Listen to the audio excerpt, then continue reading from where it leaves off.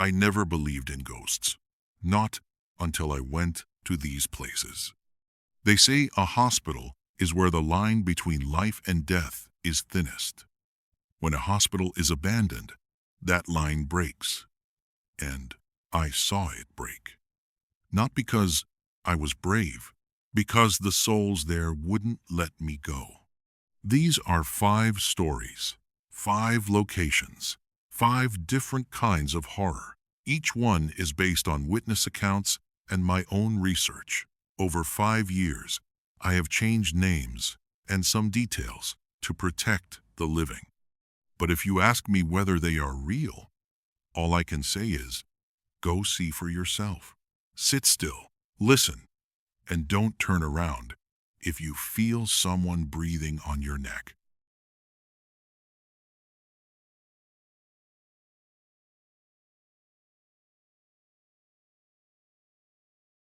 Willard Asylum in New York. Closed in 1995. It is famous for the suitcases left behind by patients. Over 400 of them. And I met Frank, the last security guard. He had watched over the building for 12 years after it closed. Frank told me, go down to the underground corridor at 3 a.m. Don't bring a flashlight and never count the wheelchair sounds. I brought a flashlight and I counted. The corridor is more than a kilometer long. White brick walls have turned brown with mold. The smell of old antiseptic mixes with something sweet, the smell of death. At 2:58 a.m., I heard wheels screeching from far away. I turned off my light and pressed my back against the cold wall. The sound came closer, closer. Then it stopped, right in front of me. I turned on the light. An old wheelchair stood there, white paint chipped off. No one sat in it, but the blanket draped over the seat had a deep dent, shaped like a human body. As if someone had just stood up seconds ago. On the back of the chair, engraved 005, patient number 5. I touched the blanket. It was still warm. And then a small metal door creaked open beside me, the kind used to pass dirty laundry to the basement. A hand reached out, gray skin, long, curled nails. It gripped the edge of the door and pulled. The door swung open with a shriek. And then something crawled out, not on legs, on 2 abnormally long arms. It moved like a spider. Its head rotated 180 degrees. It had no face, only a long line of stitches running from forehead to chin. Dark fluid seeped through the stitches. I ran. I did not look back. The crawling sound followed me, faster than I could run. I scrambled up the stairs, fell, got up. When I burst through the basement door, I turned around. Nothing, just the metal door shut tight. But on my collar, I found a yellowed scrap of paper, a page from a diary scrawled in pencil. Day 5. They sewed my face wrong. Please open my suitcase. My real face is inside. I showed Frank. He was silent for a long time. Then he said, Suitcase 005 is still in the attic. Do you want to open it? I said no. I left Willard the next morning. I never asked what was inside that suitcase. But sometimes, in the middle of the night, I still hear the sound of a wheelchair rolling down the hallway of my own apartment. I live on the 7th floor.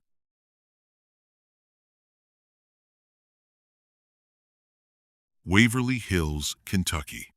A tuberculosis hospital where more than 60,000 people died. They built a 500-meter-long death tunnel to carry bodies down to trucks without scaring the other patients. I did not go alone. I went with Lisa, a psychologist. She had a different approach. Instead of hunting ghosts, she hunted lost medical records. She told me, ghosts do not appear because you bring a camera. They appear when you dig up the truth. We snuck in through a broken window on the first floor. The air was thick and cold. We walked up to the second floor. Long hallway, rows of old beds covered in gray sheets. Room 502. The door was locked with a new iron chain and a new padlock. Someone had locked it very recently. Lisa peeked through the crack. Her face went pale. "There is a woman inside," she whispered. "She is sitting in a rocking chair, holding a child." I looked. I saw nothing but darkness.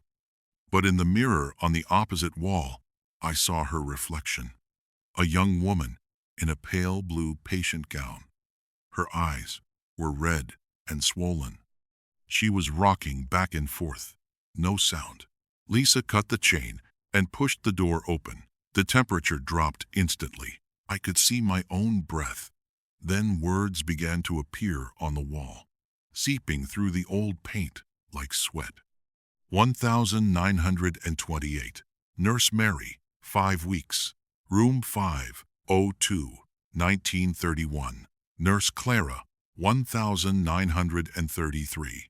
Nurse Doris, 1935. Nurse Helen, 1937. Nurse Louise. Nurse. 5 nurses, all pregnant, all forced to have illegal abortions by the same doctor. They died in this room. Their babies died too. The doctor was never punished. 2.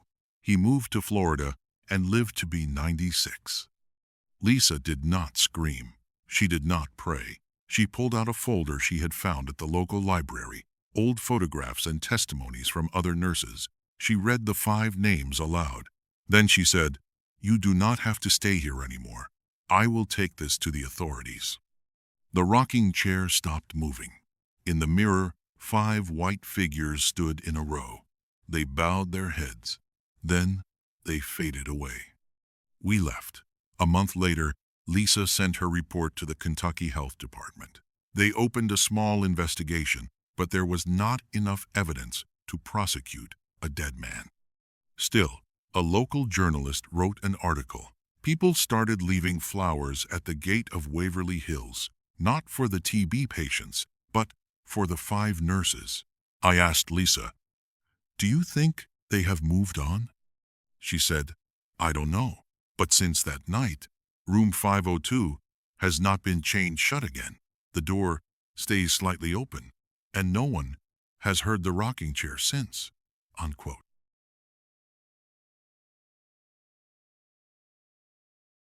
Essex Mountain in New Jersey.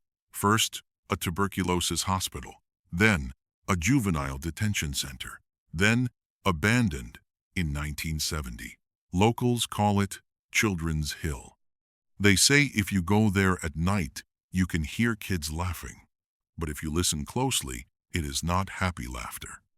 I went alone, but I brought a small teddy bear. A psychic I met in another state told me, with child spirits, do not bring crosses or charms. Bring something they never had. Like. I entered through the old chapel. The cross was upside down. Statues were smashed. But on the altar, 5 dolls sat in a row. Each wore a tiny patient gown. Numbers were written on their chests. 1, 2, 3, 4. The 5th doll had no number. Its face was scratched out. Only one eye remained, and it was wet. I placed the teddy bear beside them. Then I walked deeper into the treatment wing. In the last room at the end of the hall, I found a small metal bed and a notebook. The first pages were filled with crude drawings, figures tied to chairs. The last page said, "Today I died, but I still count. 1, 2, 3, 4, 5. Mommy, I am still in the room." I heard laughter coming from under the bed. I bent down. No one was there, but in the dust on the floor, 5 tiny handprints pointed toward the door. The laughter spread through the hallway. I ran to the door, but it slammed shut. In the darkness, small hands tugged at my pants. They climbed up my back. I did not look. I closed my eyes and said, "I did not come to hurt you. I just want to know your names." The laughter stopped. A tiny voice whispered in my ear, "My name is James. I am 5 years old. I do not have a mommy." Another voice, "I am Ella, also 5. I was hungry." Then Michael. Then Sophie. And the fifth child did not say its name. It only whispered, "I died when I was 5 days old. No one ever named me." I cried. I promised to put their names on a headstone at the nearby cemetery. I promised to come back every year on the 5th day of May and light a candle for each of them. When I opened my eyes, the door was open.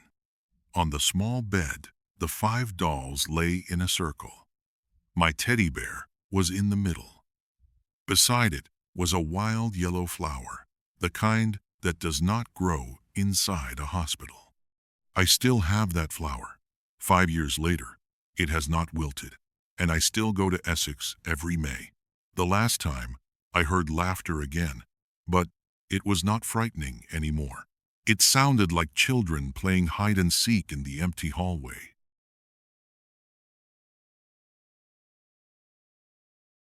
Lincoln Sanatorium in Alabama, built for the poor and leprosy patients, closed in 1978. One section, called Ward D, was padlocked from the outside, not to keep people out, to keep what was inside from getting out. I did not want to go, but someone sent me an envelope with no stamp, no return address. Inside was a single scrap of paper. "Come to Ward D at 5 a.m. Bring a shovel." I almost threw it away, but that night I dreamed of a pale white arm pushing up from under a concrete slab. Each finger was waving, like it was swimming through air. I woke up with 5 long scratches on my arm. I drove to Lincoln at 4 a.m. Ward D was a 1-story building. Half the tin roof collapsed. In front of the door, a concrete slab had been poured recently, but its surface was cracked. There were hand-shaped dents pushing up from below, and in the largest crack, I saw a real hand. Gray skin, long nails. I touched it, cold but soft, like a body that had just died. The hand grabbed mine, squeezed hard. From beneath the ground, a choked voice said, "Dig, dig me out. I am still breathing." I dug. The soil was loose, as if it had been dug and refilled many times. An hour later, I found a wooden coffin with a glass lid. Inside lay a man in a patient gown. His eyes were wide open. His mouth was stretched as if screaming, but his chest was still moving. He tapped his hand on the glass 5 times. I smashed the glass. Air escaped with a hiss. The man whispered, "I was buried alive in 1978, 40 years. They thought I died of leprosy, but I did not die." Then he stopped breathing. For real, this time. I called the police. They came. They investigated. On the back of the man's gown, a plastic tag read, "Patient No. 005. Lincoln Sanatorium. Permanent Isolation. 1978. No one ever found his records. The hospital had a fire in 1979. All the files burned. At the local library, an old journalist told me there were rumors that Ward D was for patients considered incurable. They reported them dead, but some were still alive. I do not know how many others are still under that concrete. I never went back. But sometimes, when I lie in bed, I hear tapping from under my floor. Knock, knock, knock, knock, knock. I tell myself it is the pipes, but pipes cannot knock exactly 5 times in the rhythm of a distress signal.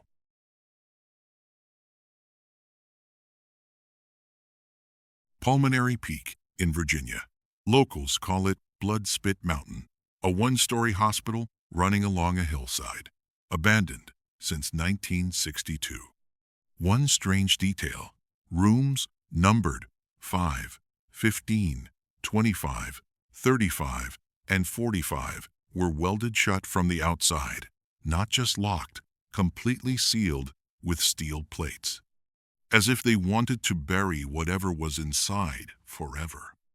I arrived on a drizzly afternoon. The trees around the building were bare, no leaves, even though the surrounding forest was green. No birds, no insects. The silence had weight. Mender. I found the record room. Most documents had rotted, but there was one photo album, TB patients with their eyes gouged out. In the corner of each photo, the number 5. I pressed my ear against the steel door of room 5. From inside, I heard an EKG machine. Beep, beep, beep, 5 times slower than a normal heartbeat. And then whispers. Many voices speaking in unison. We died at 5:5. Let us out before the 5th bell rings. At the end of the hall, room 50, an ordinary wooden door, unlocked. Inside, there were no beds, just a circular hole in the floor about 3 meters deep. At the bottom, bones, layer after layer of bones, and on top, a child's skeleton sitting upright. In its hands, a copper bell, green with tarnish. I reached down and took the bell. It was heavy. I shook it gently. No sound could oat. But at that moment, from the 5 sealed rooms, 5 bells rang out at once, loud, clear, and a voice, or many voices, said, "Whoever holds the bell is the next to take their place." I threw the bell back into the pit. I ran out of the room. I ran down the hall. Just as I reached the main entrance, the steel doors blew off their hinges. No people, no ghosts, just darkness. But from that darkness, countless black hands reached out, endless, stretching. They did not chase me. They only waved, as if inviting me home. I ran down the hill. I got in my car. I drove 50 miles before I stopped. I opened the trunk to get a bottle of water. The bell was sitting there. Beside it, a wet piece of paper. Written in brownish ink, "See you in 5 days. At an abandoned hospital near your home." I have moved 3 times since then. I sealed the bell in a box and put it in a bank vault. I never open it. I never go near it. And I will not tell you where I live. Because if you come looking for me and you accidentally touch that bell, you will hear the call from those 5 steel doors. And next time, they might open from the wall of your own bedroom. 5 stories, 5 places, 5 different kinds of fear. At Willard, a creature without a face. At Waverly Hills, a crime buried for decades. At Essex Mountain, children who only wanted to be remembered. At Lincoln, a man who waited 40 years under concrete. At Pulmonary Peak, a bell that chooses the next keeper. All of these places are real. You can find them on a map. Some are still standing. Some have been torn down. The details I have shared have been changed to protect the people who spoke to me. But the core of each story, the loneliness, the horror, the loop of the number 5, is something I cannot explain. I do not know why the number 5 appears so often. Maybe it is a coincidence. Maybe it is a rule of the other side that we do not understand yet. But I know this: if you ever go to an abandoned hospital and you hear 5 bells, do not count them, do not look back, and never, ever pick up anything with the number 5 on it. Thank you for listening. Stay safe. And if you need me, do not look for me. I am still listening. in my own hallway for the sound of a wheelchair rolling.